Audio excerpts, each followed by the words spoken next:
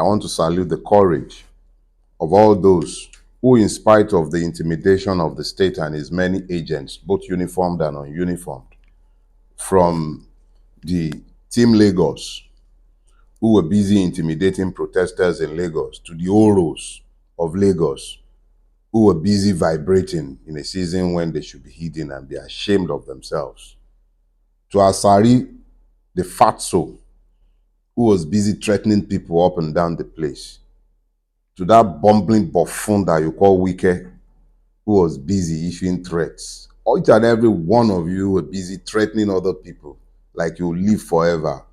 God damn you all, one by one. Hello, my great and wonderful people. We welcome you once again to our today's episode of this program.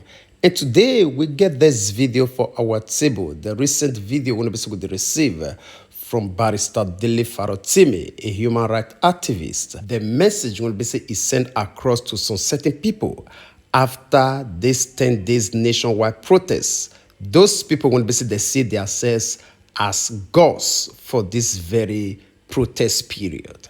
I want make una pay attention to this very man. Although we get a lot to speak after he be say yes, una don't listen to this man already.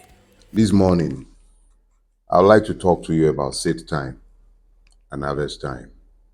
But before I go to that, I want to salute the courage of all those who, in spite of the intimidation of the state and its many agents, both uniformed and ununiformed, from the Team Lagos, who were busy intimidating protesters in Lagos, to the Oros of Lagos, who were busy vibrating in a season when they should be hidden and be ashamed of themselves, to Askari, the fatso, who was busy threatening people up and down the place, to that bumbling buffoon that you call Wike, who was busy issuing threats. Each and every one of you were busy threatening other people like you'll live forever. God damn you all, one by one. But I shall not be derailed from my purpose this morning, because this morning I intend to speak, as I said, to the subject, seed time and harvest time. Yorubas have a proverb. They say, "Onta bagbin, onlaka." What you plant is what you will reap. So, what do I mean, seed time and harvest time? I'm not talking to the pentirascals who will ask you to come and sow a seed, or the orthodox who will tell you it's harvest time. I'm talking about what has Nigeria planted and what is it reaping. I like to speak to this subject today, particularly in the aftermath of the 10-day protests, which came to an end yesterday. What has Nigeria planted and what is it reaping, or what will it reap? What has it planted? What is it planting? What is it reaping, and what will it reap? So, because last week I spoke to cause and effect, because we tend to forget that there are consequences to everything that we do. Every choice came at the cost of something else that we did not do, or that we did. You know what I mean? Opportunity cost. There is a cost to each and everything that we do. So in this case, I'm asking us, what has Nigeria planted, and exactly what is it reaping? What is Nigeria planting, and then what will it reap? I am fond of looking at Nigeria and making pronouncements that a lot of you have found umbrage with, but in due course, I'm going to gloat. In due course, I have been proven right. So if you are dumb enough, pardon my French, not to listen to me, I shouldn't be stupid enough not to tell you I told you so. Even though I take no pleasure in saying so, because the collective pains are being taken by each and every one of us, regardless of our contribution to the mess. Both the innocent and the guilty are getting punished together. So my admonitions to you were wasted. But I urge you, incline your ears in this season, because it matters. It matters that you incline your ear and hear me very clearly. Yorubas will say that tí n bá sọ fún yín pé iná ń jó lórí omi, ẹ má máa bá mi jiyàn mọ́, ṣe ni kẹ́ ẹ ní kí n lọ kérú ẹ̀ wá. If I told you that there is a fire burning atop the waters, do not argue with me, simply demand his ashes of me. So let's start with what has Nigeria planted so that you can recognize what Nigeria is reaping. And we will do so using last week's and the last 10 days protest as the template for our deductions. That way we will not, you know me, I enjoy the sound of my voice, but this way we can restrict the discussion and place it within the context of our objective realities. Each one of us can see. So what I'm going to do is this. It's too simplistic to be telling you that if you planted okra, you cannot reap cocoa, because it is what you have planted that you will reap. There is cause and then there is effect. But I didn't want to title this cause and effect too, because it's slightly different and it has to go back to the roots. Cause and effect dealt with what you were seeing in the moment.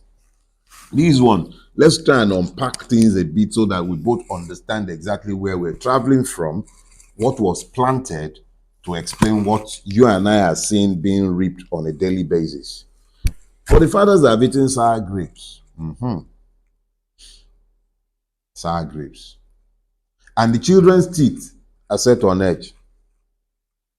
Okay, so sour grape, seed. Yes. Teeth set on edge, harvest. Cause and effect. Everything comes with consequences. Every country grows on the back of hegemonies. I dealt extensively with this in my second book, The Imperatives of the Nigerian Revolution. I laid the foundation in the first book, the Do Not Die in Their War. Do Not Die in Their War gives you a soft introduction to Nigeria and its many foibles. Imperatives of the Nigerian Revolution may be likened to when you take milk away from babies and you finally give them meat to chew. But a lot of you have avoided reading. So I'm forced to go back to what I'd already dealt with in the imperatives of the Nigerian Revolution. And what did I deal with? I dealt with the feudalistic foundation of the Nigerian state. Every system is designed to do something or the other. Systems do not occur by accident. They are functions of the desires of the designers. So if I wanted to design something with which to drink water, I wouldn't design this.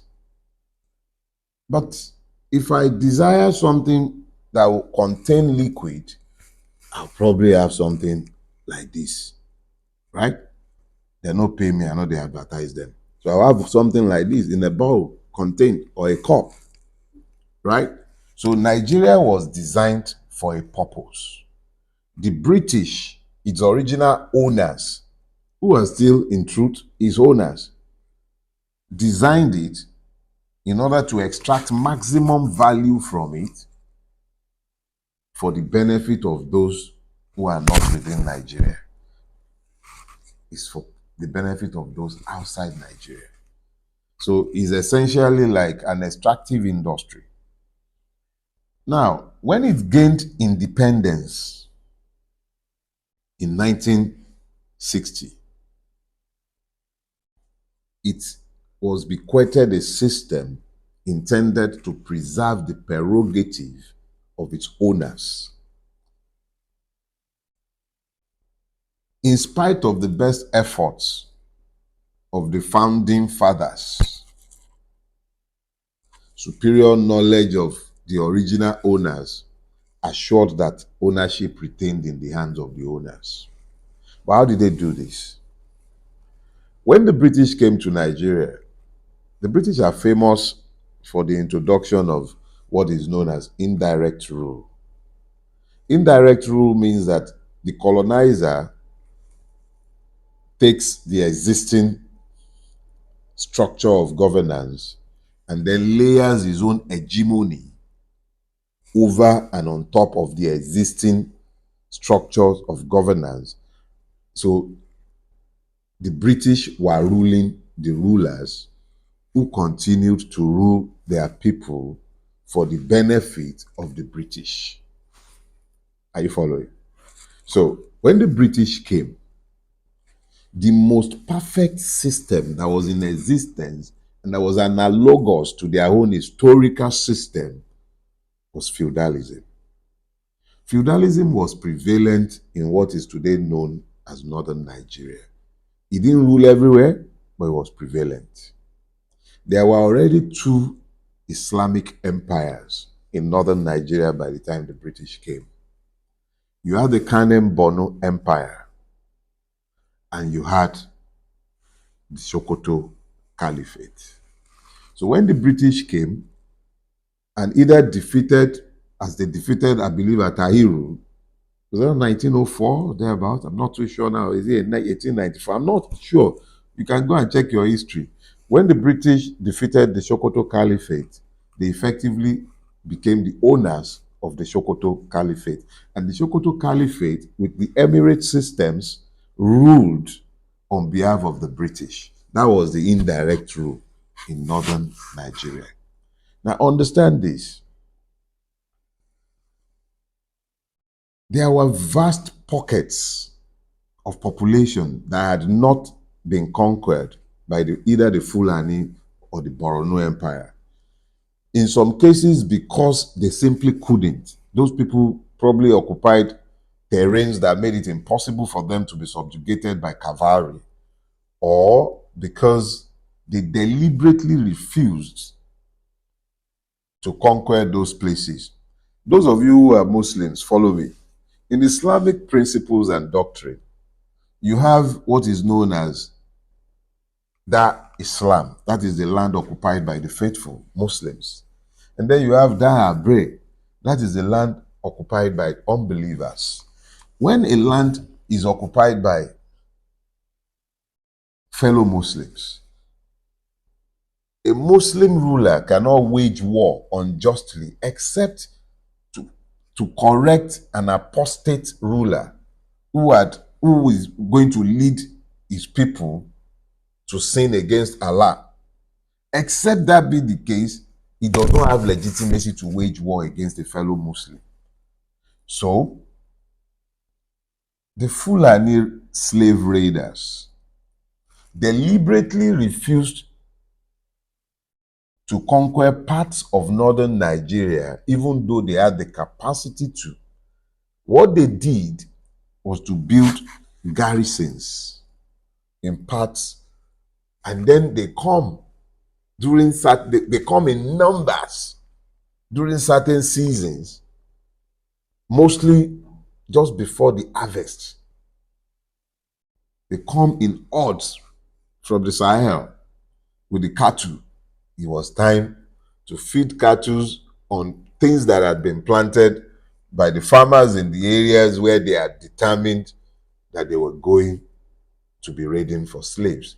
Slaves were an essential article of trade in this trans-Saharan trade route. The trans-Saharan trade, particularly slave trade, precedes the transatlantic slave trade by at least 200 years or more. Go and read your history. It's up to you. I think about 300 years, actually. The trans-Saharan slave trade had been going for years, and there are accurate records being kept. I remember Lamido Sanusi, now one of the two emirs in Kano, saying at the time that they still had records dating back centuries in the Kano Emirate palace, because that was the primary article of trade. I warrant that if anybody should look through those books as revealed by Lamido Sanusi, I warrant that you'll find that the main article of trade were human cargoes. So what you call the Middle Belt today were largely either unconquerable or deliberately left unconquered. The North Central, what you call Benue, Taraba, largely FCT because of the terrain, the Barrys, a vast part of what we commonly refer to as northern Nigeria, as if it were to be one homogeneous whole, were people who were not conquered or could not be conquered by the Fulanis or the Borno Empire.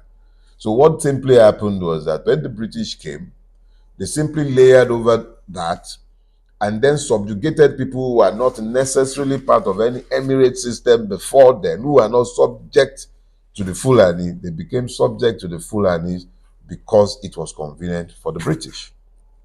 So feudalism, which is the Fulani rulership concept, was exported.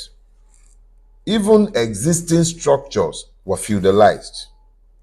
Existing chieftaincy structures were feudalized, as the whole of Nigeria, anyway, eventually became progressively feudalized.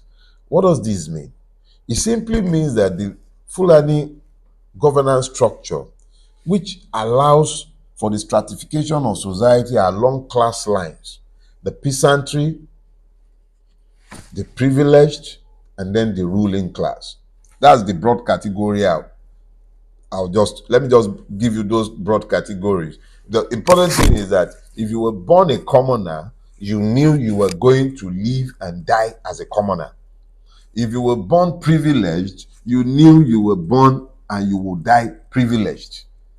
Each person knew his place and very few aspire. And the only way any even move is by military prowess. So sometimes a peasant who is in the military might perhaps, and I'm just saying this because it can't be ruled out, and because that is the history, normal history of feudalism, because the British started with pretty much the same route. So what has Nigeria planted? What did the British plant? The British did not plant a country that was found on equity, that was found on justice, or that was found on the common interest of the people. It was found to serve interests different from those of the people. And they handed this to an hegemony. This hegemony is completely feudalistic in its outlook. That hegemony shaped northern Nigeria. That hegemony was the one that was given the Nigerian veto. Now, don't get me wrong.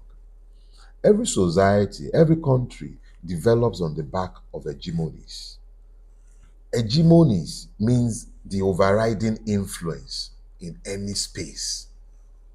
The Fulani hegemony was given an hegemonic veto over the Nigerian state from the beginning of its creations.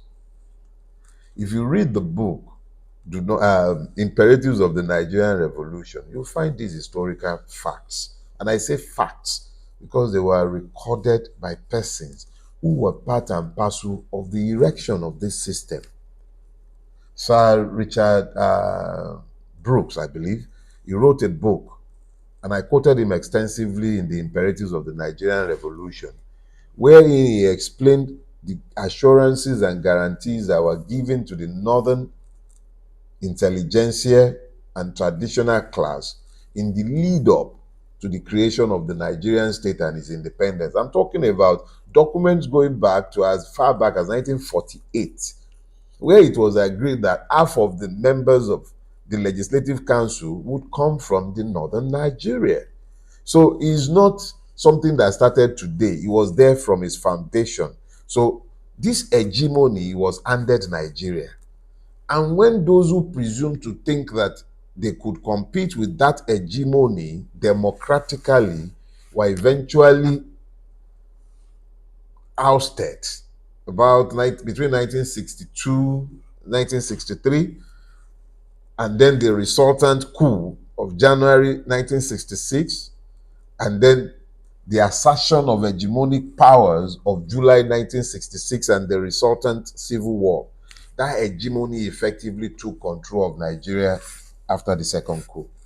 And that hegemony restructured Nigeria from a federal structure of 4 regions into what we have today, 37 states, no thanks to the corrupt judiciary that has now legislated, or rather, more or less, legislated a 37th state. So you've got 37 states in Nigeria today, a product of the hegemony that has governed Nigeria. So what has that hegemony planted? Because now, believe it or not, your governor is an emir. I've dealt with all of these. Whether you are in, Imo State, for instance, Oples Uzodima, you didn't vote for him, but he's there. He's an emir by the imposition of the Nigerian Sultan, who was at that time Buhari, and his lease of emirship has now been extended by the grace of Bulaba. So don't let's argue this thing. The important thing is understand very clearly that Nigeria has been completely feudalized. Your rulers are Fulanis. Fulanis not necessarily in terms of blood, because even the Fulani who is related to the Fulani by blood is himself a victim. I'm speaking strictly about the governance system. They are feudal lords. Whether you are talking about simple sim in rivers, they are not connected to the people. They do not derive their legitimacy from the people. Ayedatiwa, no, not even that one. That one still hasn't rigged his own election to come in yet. Whether you're talking about my dancing brother in Osun State, who is not even of the APC, let's be clear, it's not about party affiliation. Whichever part of the country you turn to, what you find very quickly is that the rulers are alienated from the people. They are Fulanis, feudal lords. Now, what has the feudal lords of Nigeria planted? Because if I said seed time and harvest time, to understand what has been planted, we now need to go and look at what has happened over the last 10 days. Let's start, for instance. Now, what can you see generally in the midst of, no, I think it's best, let's deal with this sectorally. So let's start. What was planted in the north? What did we see? What were the seeds? And what were the fruits that we saw in the north? We saw libraries looted. They didn't loot books. Remember that popular meme joke that was going around online about how a place in, I think it's Turkey, thieves stole, they didn't take books. Well, it happened live. We saw it in Nigeria. A public library was looted. They even carried dustbin, but nobody touched books. The tragic thing is that I think once Scallywag once said that if you wanted to hide something from the black man, put it in books. Well, they didn't touch the books. They carried dustbin. I saw videos of young men, these were very strong men, tearing up the campsites, drainage slabs, breaking them to extract the scrap metal. Yeah, I saw that. I saw, they stole traffic lights. Traffic lights. A dear friend told me of what happened in his own village, which is a local government headquarters. The local government warehouse was looted. The fertilizers in there looted to the ground. But you know the more interesting part? Policemen came to carry their own. They didn't stop the looters. Soldiers came to carry their own. They didn't stop any looters. So you find that the looting was rife. And then they went further. They started sharing these incendiary WhatsApp messages calling for people to attack politicians in their homes, loot it, burn it, kill them. They started carrying Russian flags up and down the place. They started calling for the military. We saw all that. Those are the harvests. Question is, what was planted? Ignorance was planted. Yeah. Divisions, ethno-religious divisions were planted. Bigotry was planted. Poverty planted. Religious indoctrination to hate, hatred was planted. All these were planted. And that was what battered what you saw. Let me break it down. For a system that institutionalizes inequity to be tolerated, you must necessarily render the victims stupefied. In order to achieve the task of stupefaction, feudalism routinely deploys three weapons. The first is poverty. Now, reverse that. The first is ignorance. The second is poverty. The third, not necessarily in these orders actually, is religion. Most of the time, the three are deployed simultaneously. But what I'll do is I'll take the effect of each one by one.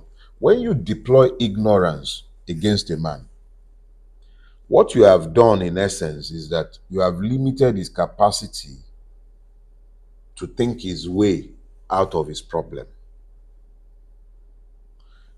The system does this in multiple fashions.